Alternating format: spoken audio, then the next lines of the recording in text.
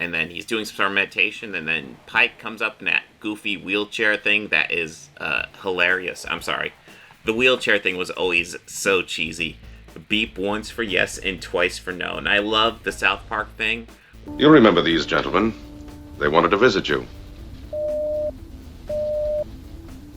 Two flashes mean no. Miss Claridge, did Trent Boyette do this to you? Yes, yes.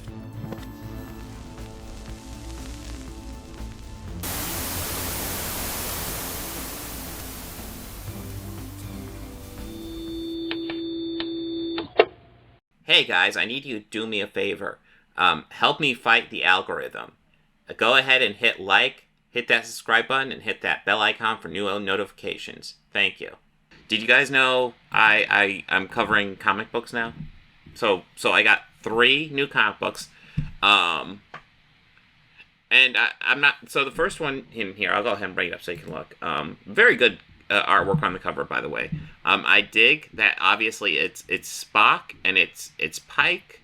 I think the Pikes are a little redundant. I don't know why they did 2 Pikes. They could have done something else, but still. We got... What I love here is that it's Leonard Nimoy's Spock and then Anson Mount's Pike. Literally my 2 favorite actors for their respective characters. And I don't mean any disrespect to the other actors. Ethan Peck, Zachary Quinto, Bruce Greenwood, Jeffrey Hunter, all did fantastic jobs with the roles, but Nimoy and Mount are my favorite. And I think it's cool kind of seeing maybe a little crossover between those 2 in this comic book. That'd be awesome. I will, like I said, I think the Pikes are a little redundant, but I dig the artwork. It looks cool. And yeah, I'm covering Star Trek because the original plan was to do the 7 of 9 stream this Saturday, but we had to postpone because we're behind on episode viewing because my weekend was shot because I had to spend most of Sunday night replacing a car battery at 5-degree temperature in pitch darkness. It was a horror story. I still haven't got up on sleep. But yeah, that's all getting postponed. So maybe we'll do another Star Trek here in a couple weeks. But we're going to do this one now because I picked it up. But yeah, so this is Star Trek Defiant number 10. Written by Christopher Cantwell, penciled by Mike Feehan, and Pal... Wow, I'm getting some glare on there. I need to get better at handling the glare. Pal Rorin. But anyways, we get, apparently this is another piece of the action part 3. I'm jumping into the middle of a storyline here. USS Defiant crew push ahead of their secret mission to capture Starfleet and the Federation's greatest threats, now setting course for the forbidden planet of Talos 4. In case you're wondering, Talos is, oh, well, I knew he was the grandson of Gregory Peck, which is why I stumble across him, because I'm used to Gregory Peck. But I did not know his middle name is Gregory, too. So, yeah, that's wild. But anyways, Talos 4 is the brain fart. It's the planet of the guys with the big brains, we'll see them later, from The Cage. And I guess... improper episode canon, they'd be from the Menagerie then.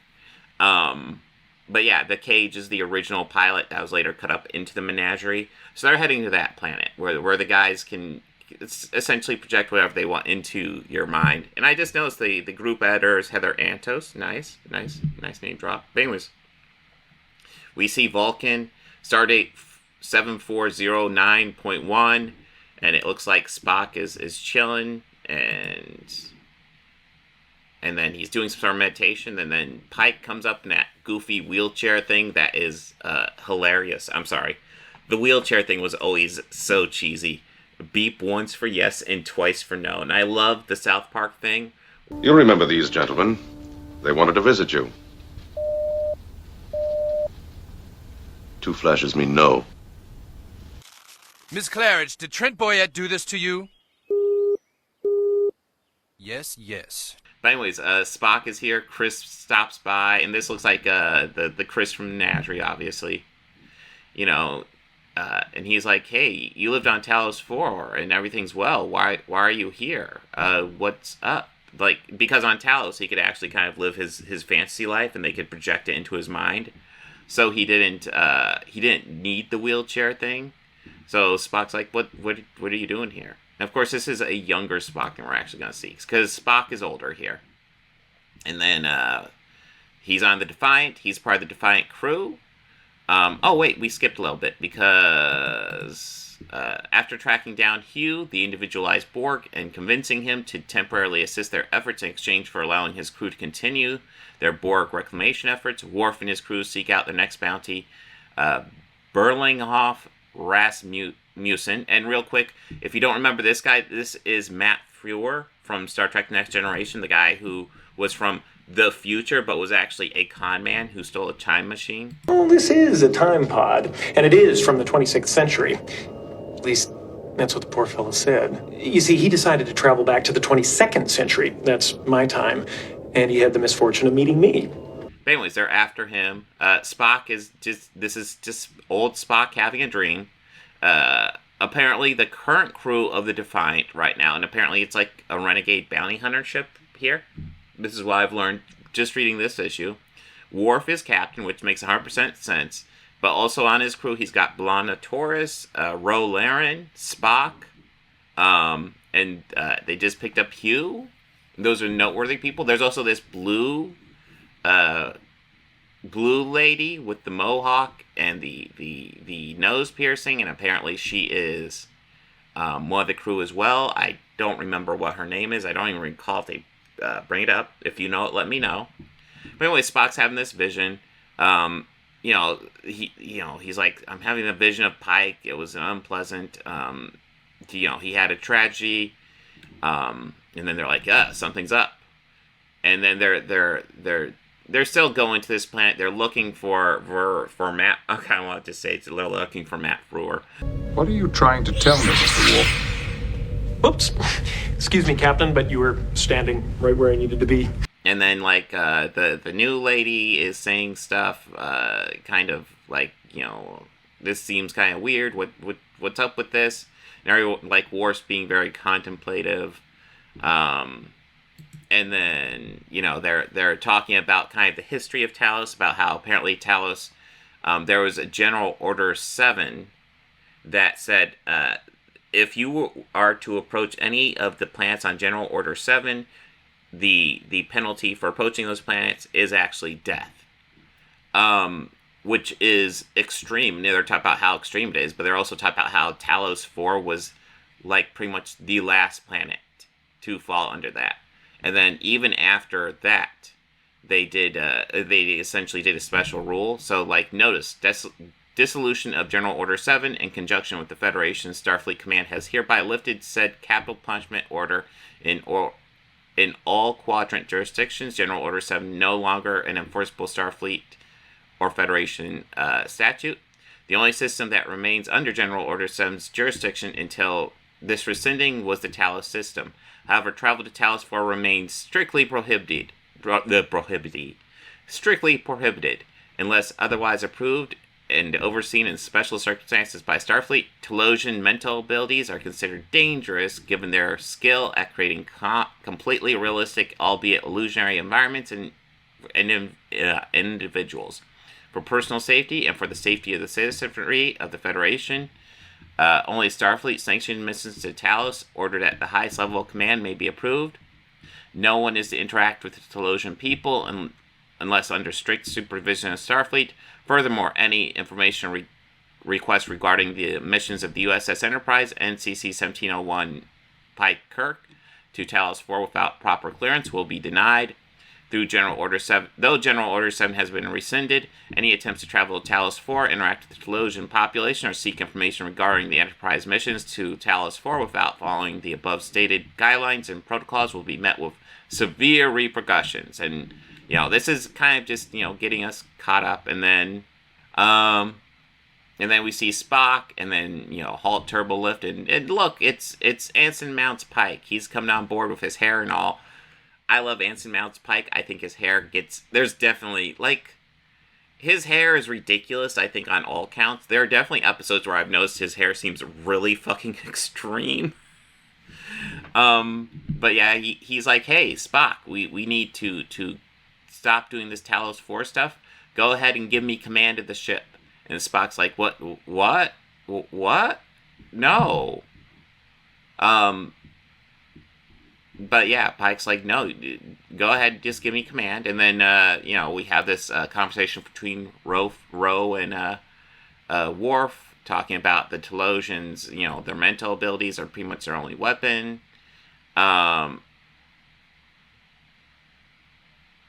then B'Elanna's kind of questioning, it seems like we're just doing a kidnapping off the books for Starfleet. And Worf's like, yeah, it's complicated, it's weird. Oh yeah, but apparently the Federation has discreetly informed the Talosians that they can never leave the surface of the planet, ever.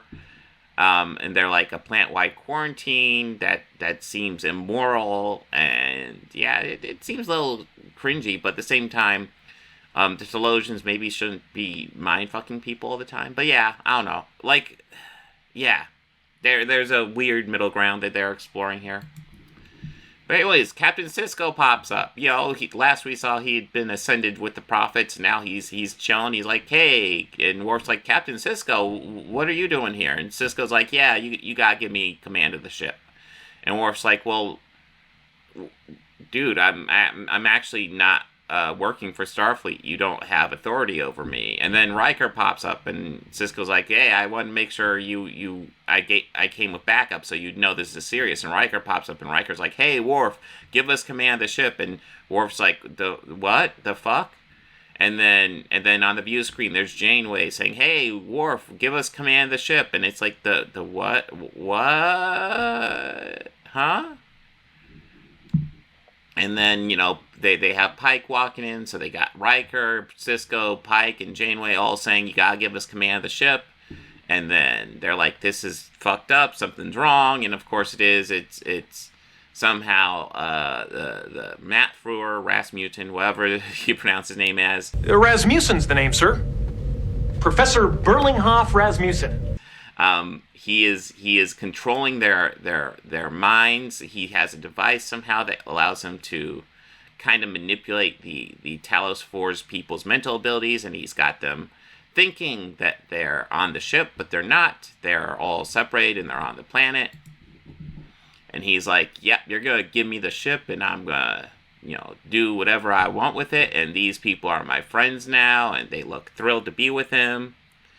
Oh yeah, Archmage. I saw that apparently, I just saw an ad for that, and I am, I might check that out when that comes out, because that sounds cool. But anyways, he's here as like a con man. He's conned the Talosians into helping him. They seem really happy. Worf is pissed. He injures his hand on the cage that they're in. Essentially, they're in the cage that Pike was in the first one. Although, yeah, it's wild. But yeah, they're having a conversation. We're getting lots of exposition about how he came here. He's giving them the stuff they want. Essentially, they're just kind of stuck in the prison, and we get like a couple of the noteworthy crew members: Spock, Hugh, the one woman, B'Elanna, Ro. They all get their little speech about what's going on and how they're just kind of fucked right now. And then the main Talosian guy comes to them and goes, hey, so, like, we're not happy with this either. We're kind of just, he came and he's, we essentially let him con us because, like, we were hoping that he could actually bring somebody down here so we could, like, actually, like, reach out to people. But, like, we don't like him. He's an asshole. And then, he comes walking in and he's like, hey, dude, like, the fuck? Like, why are you talking to them without me? And, they get in this conversation, and eventually, the guy's like, yeah, we're selling you out. We don't actually like you. You're a jerk. And, so he gets sold out to them, and then they essentially ask, will you give us passage off-world so we can actually leave, since we helped you out? And Worf is like, no, I can't. That's not my position. I can't actually do this.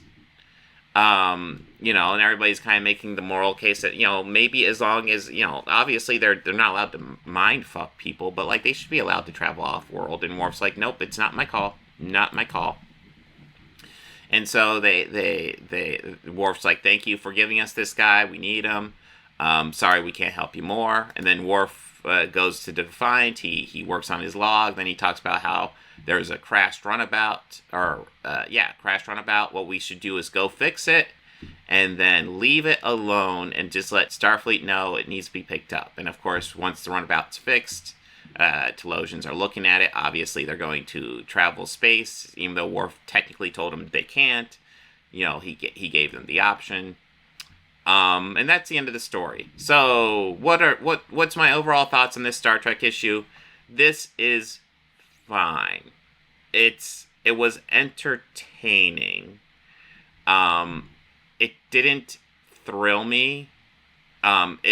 This felt super fucking fan servicey, incredibly so. I mean, obviously, there's going to be a degree of fan service that I feel like we're going to do a Star Trek bounty hunter missions on the Defiant, which immediately sounds a little wonky. Like they're like, oh yeah, we're independent of Starfleet, but we're in a Starfleet ship. I'm not sure if that exactly sells. But anyways, Worf's going to be in command, and then we're going to have Lana Torres, we're going to have Laren, we're going to have Spock on there. And that could be fine. And then we're going to go get this one guy that was in this one episode who's on Talos 4 with the big-headed people. Like,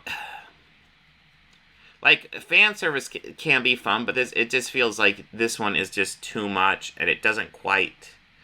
Like, I don't want to say it doesn't work, because it's entertaining enough. I don't want to say this is a bad comic, because I did enjoy it overall, but it dragged a lot. There's a lot of exposition explaining exactly what's going on, the background, all this stuff, because they almost have to, because, like, there's so much background going on.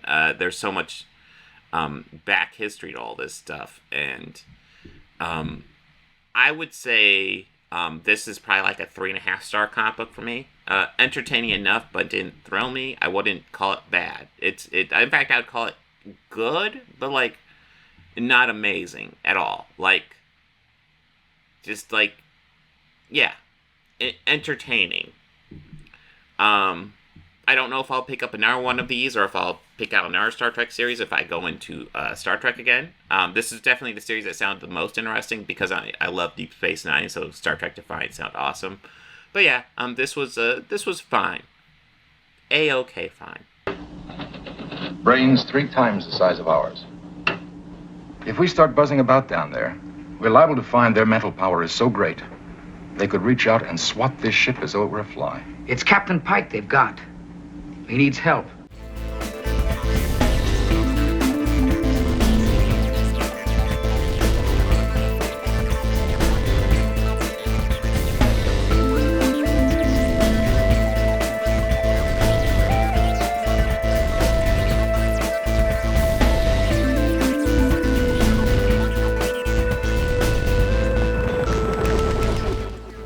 Books, records, films, these things matter. Call me shallow. It's the fucking truth.